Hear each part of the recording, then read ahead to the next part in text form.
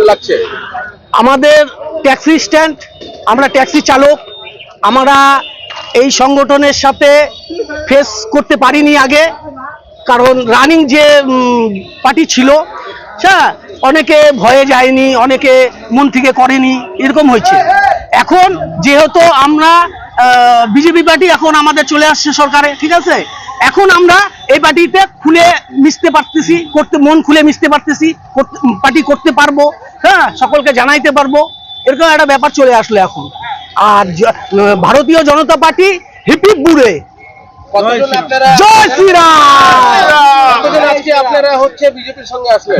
বিজেপির সঙ্গে আমরা 150 হব। আমরা গাড়ি চালক, কোনো দাবি রয়েছে? এখন দেখতে পাচ্ছি এখানে একটা আপনাদের আমাদের এখন রেল স্টেশন যখন কমপ্লিট না হবে ততক্ষণ পর্যন্ত তো আমাদের স্থায়ী এখানেই ছিলাম আমরা।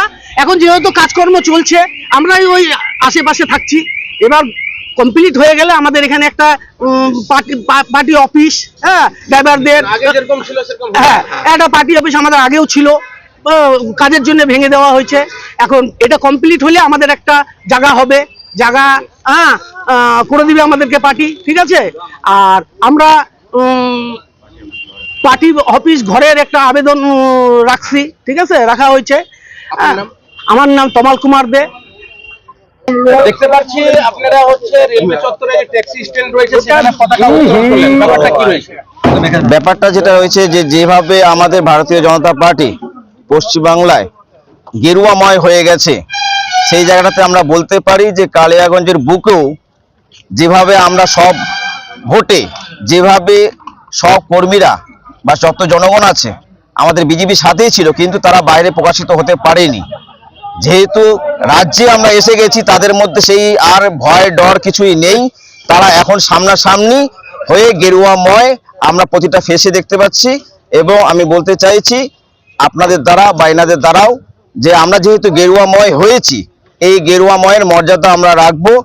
আমরা এমন কিছু করব না যেটা আমাদের বলতে হয় বা আমাদেরকে কৈফিয়ত দিতে হয় যে বা কোনো যেটা তৃণমূল করেছে সেটা বিজেপি করছে, সেটা আমি বলতে চাই তাদের দ্বারা, যেন সবাই যেন আমরা স্বাধীনভাবে বাস করি, স্বাধীনভাবে সবকিছু করি, এটাতে যেন কোনো রকম বাধা যেন না আসে। তাহলে কি এর আগে তাহলে কি তৃণমূলের ভয় কি তাহলে প্রকাশ্যে আসলেন না এনারা? হ্যাঁ, নিশ্চয়ই। যেহেতু সবারই রুজি রুটি আছে, রুজি রুটির ব্যাপারের জন্যই তারা সামনে আসতে পারেনি, কারণ তারা যখনই সামনে এসছে তাদের উপর চাপ সৃষ্টি করা হয়েছে।